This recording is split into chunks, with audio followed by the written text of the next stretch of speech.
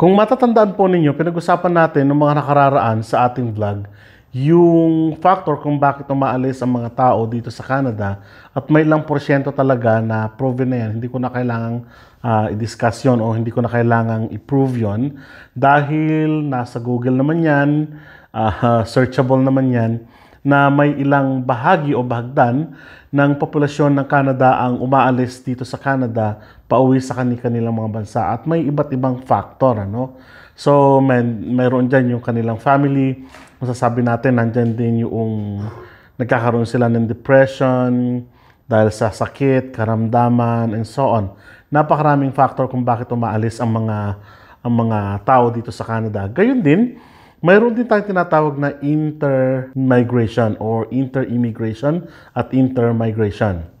So kung titignan natin mabuti, yung mga factor na yon ang magdadala naman ngayon sa pag-uusap natin kung bakit maraming umaalis na mga nandito na sa Canada. Citizen man yan, permanent resident man yan, o kaya naman work permit holder man yan, visitors or temporary visa holder man yan, umaalis sila ng Saskatchewan at ito ang nakaka-alarma, nakakalungkot na balita ng mga nakararaang bahagi, first quarter ng taong ito dahil nasa huling bahagi na tayo, no? Halos ng 2023. Pero makikita natin na puspusan din yung ginagawa ng government ng Saskatchewan para magkaroon ng tinatawag nating longer and yung retention program na mga isinasagawa, no? So titignan natin ano ba yung mga factor kung bakit umaalis yung mga naninirahan na dito sa Canada, no? So pag-usapan natin yan. Ayon po sa Global News, sa kanilang report ng Statistics Canada,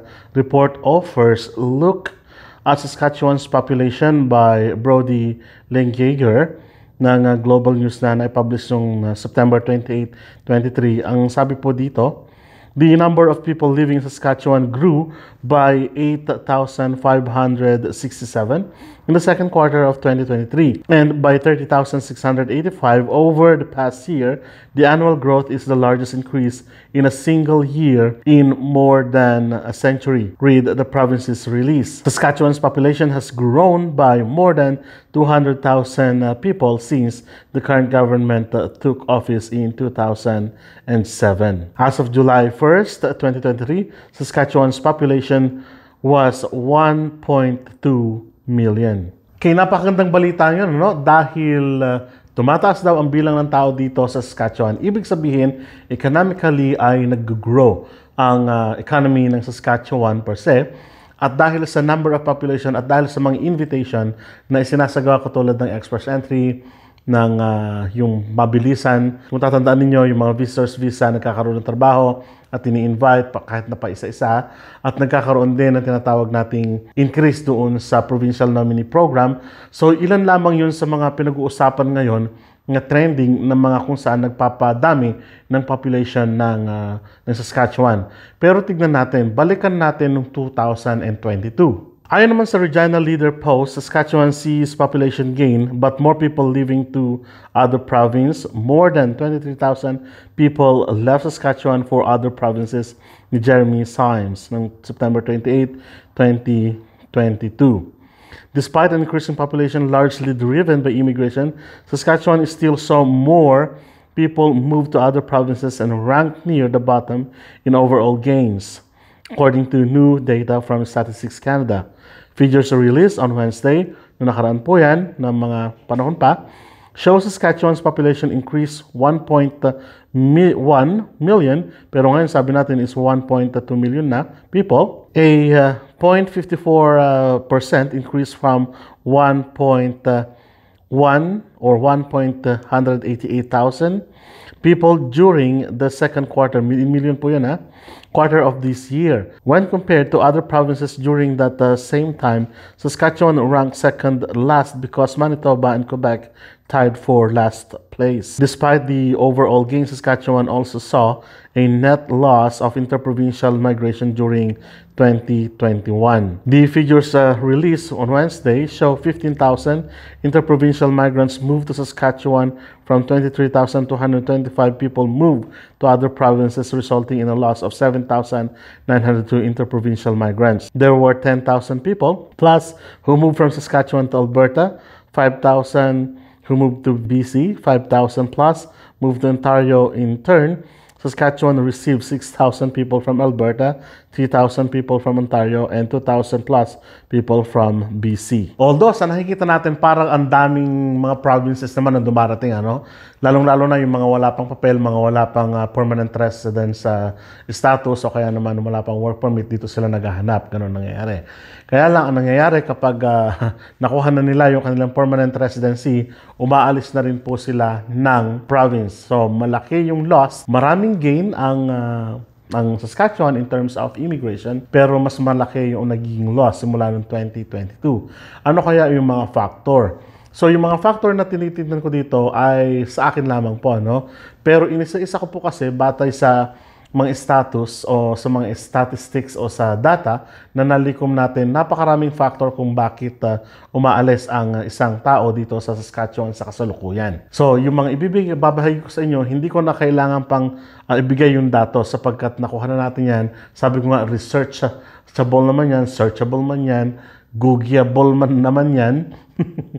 Tignan nyo na lang po sa Google o kaya naman sa mga search sa engine niyo kung ano-ano yung mga factor. Pero ito yung mga nalikom ko. So pag-usapan natin at isa-isahin natin yung 5 siguro na factor. At siyempre marami pang iba, no? Okay, una sa dahilan na inilista ko dito kung bakit umaalis ang mga tao dito sa Saskatchewan ay yung tinatawag nating sahod wage. So kung ikukumpara natin kasi sa iba't ibang bahagi ng bansa, nung simula noong 2014 hanggang ngayon, ang Saskatchewan pa rin ang isa sa may pinakamababa ng tinatawag nating per hour or rate. Totoo po yan, no? Kailan lang po nag-increase? Sabi ko nga, sa mga nakaraang vlog ko, kailan lang kami nag-increase ng $2 and something plus kasama yung increase pa namin. So, bali, 2 beses kami nag-increase this month lang. So, which is good.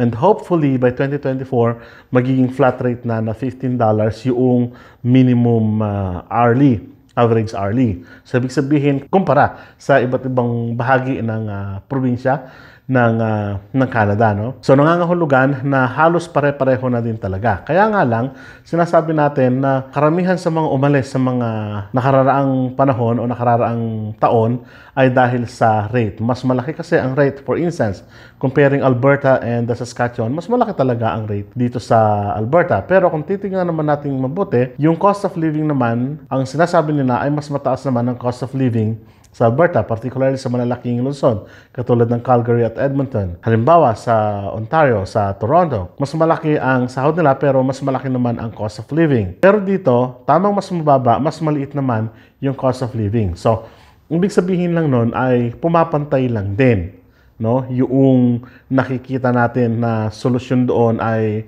depende rin sa inyo kung paano ninyo siguro gagastusin yung pera nyo. Kahit na saan mang lugar kayo ng Canada, kung magastusin kayo, mataas din ang cost of living, o kaya naman magastusin kayo, materially speaking, parang ganun din yon. Wala ding, kumbaga, pinagkaiba. So, number 1 na tinitingnan natin, factor kung bakit umalis sa mga tao sa Saskatchewan is the wage or the hourly wage. Na, sa mga susunod na panahon, yay, halos mapapantay na at papantay na rin ang Saskatchewan sa iba't ibang bahagi ng probinsya dito sa Canada. That's a good. That's a win-win. Okay, the second one ay yung trabaho. Of course, obviously, sa malalaking probinsya, malalaking city, mas marami talagang job postings. Kumpara na lang dito sa Calgary at saka Regina. Mas malaki ang job posting sa Calgary kumpara dito sa Regina. Parang ganun lang po yun. Kaya mas hinahanap ng tao yung mas marami silang mapagpipilian, mas maraming option. Kasi kung mas maraming option, mas magagamit mo talaga yung skill mo. Yun naman ang katotohanan yan. Pero pahuhuli ba ang Saskatchewan? Hindi naman po. Sa katunayan, mas marami pa rin ang job posting sa tinatawag nating, basta hindi lang talaga mamimili. At pasok tayo dun sa tinatawag nating qualifications ng employer, papasok din naman tayo doon. Ano? Yun ang ibig sabihin nun. Hindi naman nakakahulugan na mas marami silang trabaho doon, makapasok ka na agad, no? Hindi naman po ganun. Depende pa rin po sa skills niyo. So, dito kasi, medyo naiinganyo yung mga ilang Saskatchewanian, kung tawagin natin, na magpunta sa ibang bansa, sa ibang lugar, inter-immigration, dahil nga mas marami silang, kumbaga, choices sa trabaho na sa akala nila ay angkop naman sa skills or experiences nila. Number 3, it's cooler than it's cold. Totoo naman po yun. Malamig po talaga dito sa Saskatchewan, lalong-lalo na dito sa Prairie, Manitoba, Saskatchewan, Alberta. Malamig po talaga kung sa lamig ang hinahanap niyo. Extreme cold, extreme heat. Yan po talagang katotohanan yan. Kaya yung iba, nagpupunta sila, lalo na yung mga medyo old age, nagpupunta sila ng Toronto, Ontario area, o kaya naman nagpupunta sila ng gawi ng BC. So, isang factor din po yan kung bakit lumilipat ang iba. Pero, sa nakikita ko naman, kung able ka pa lang naman at able pa rin, okay din naman ang Saskatchewan, no? Sa katunayan, mahaba yung araw natin dito kapag summer. Umaabot siya ng 9 o'clock hanggang 10 o'clock, magte-10 bago lumubog ang araw. Alas 4, minsan 4:30, may sinag ng araw. So, kaya nga tinawag na Land of the Living Skies ang Saskatchewan. Number 4, ito yung hinahanap ng mga kabataan ngayon, the allure of the city lights. Yung mas maraming ilaw sa mga big cities, ano? Yung nightlife kung tawagin natin. Sa totoo lang, karamihan kasi sa mga big cities katulad ng Calgary, katulad ng Edmonton, Toronto, Victoria, ng Vancouver, Manitoba, meron silang mga late evening na mga program o kaya ng mga events katulad sa mga malls nila, medyo mas late silang nagsasara.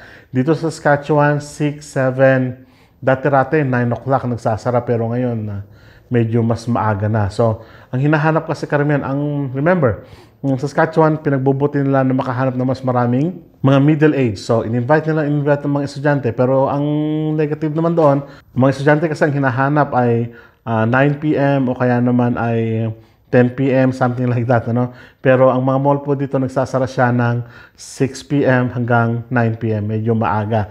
So ang hinahanap nila ng mga kabataan yung kung saan sila makapag-relax, makapag-unwind. Isa sa mga factor na tinitignan talaga ng government dito ng Saskatchewan, kino-consider yung opening ng mga establishments para kung saan mas buhay yung city, ibig sabihin, mas buhay ang economy. Totoo naman po yan. Tulad po sa Calgary, no? Every time nung pupunta kami ng Calgary, babakasyon sa aming mga pinsan doon, makita mo, buhay pa, alas 10 na, alas 11, 12, buhay, marami pang tao, no? Namamasyal pa rin. At talagang yung economy, pag buhay pa ang tao, ibig sabihin, gising pa sila, may purchasing pang nagaganap, no? May transaction pa rin. So, ibig sabihin, mas buhay pa yung economy sa mga ganong establishmento mga estudyante na medyo kulang nga dito sa Saskatchewan. Number 5, hindi lingid sa ating kaalaman, no? Reuniting with family. Kung minsan napunta tayo dito sa Saskatchewan, gusto ko lang magkaroon ng paper. And then pagkatapos niyan, lilipat na tayo ng ibang lugar. Ganon ang ginagawa ng iba, no? Yung lalong-lalo na yung mga Indian nationals na mga kaibigan natin, pag nakakuha sila ng permanent residency nila, pupunta sila ng Alberta, Winnipeg, o kaya naman Ontario, Toronto. So, buhay nila yun, no? Kahit tayo mga Filipino, ganun din. Kapag nakakuha na tayo ng permanent residency natin, lilipat na tayo ng iba. Pero, yung iba, no? Pero, marami pa rin naman tayo nakikita mga kababayan natin dito. Sa katunayan, naman ang nakararaan taon, 3 taon na ata nakararaan, isang Filipino sa may pinakamaraming population dito sa Saskatchewan actually. So, totoo po yan. Ibig sabihin, nagdagsaan ng mga Filipino dito. At nakakatuwa din naman po talaga. So, ano po ang kaisipan ko dito? Lilipat ba kami ng Saskatchewan? So, ano po ang kaisipan ko dito? Lilipat po ba kami ng ibang probinsya maliban sa Saskatchewan? The soon is possible? Hindi pa po. The soon? Hindi pa po. The soon sa future? Hindi pa po. At wala po sa kaisipan namin na lumipat dahil unang-una na ibibigay ng Saskatchewan pangailangan namin. May sasakyan kami dito, may bahay na tinitirhan, nakapag-iipon, may savings, mababa ang cost of living kumpara sa ibang lugar, katulad ng Victoria. Mas mababa ang gas namin dito at makapagpapadala na kami sa mahal namin sa buhay, nakapagpapapackage. Kapag may, halimbawa, may nabiling gusto at gusto mo mag-request, sige, mag-package lang and then basta kaya, hindi po ba? Hindi naman lahat-lahat, no? So, ibig sabihin lang po niyan ay nasusupply ng Saskatchewan ang pangailangan namin dito bilang immigrant dito sa Saskatchewan. At kung sa tanawin naman, maraming tanawin. Punta ka ng North Saskatchewan, marami pong lakes dito around Regina, around Saskatoon. Maraming trailing, maraming akyatin. Kung gusto mo naman kapag summer, meron din tayong tinatawag na mga winter activities. Kapag summer naman, marami tayong summer activities. Fishing. boating, trailing, napakarami. Hindi ka mawawalan. Hindi ka rin maboboring. Akala lang nila Saskatchewan flat, but no. Marami pong terrain ang Saskatchewan. Generally flat, pero maraming adventurous area. Pinopromote ko ba Saskatchewan? Yes, kasi taga dito po ako, no? Pero hindi ko naman sinasabi na huwag kayong lumipat, no? Nasa inyo po pa rin po yan, no? Decision nyo pa rin po, nasa inyo po yan, 100%, no? At kung gusto kong pumunta ng Winnipeg, nasa gitna lang po kami, makararating within 6 hours, nasa Winnipeg na po kami.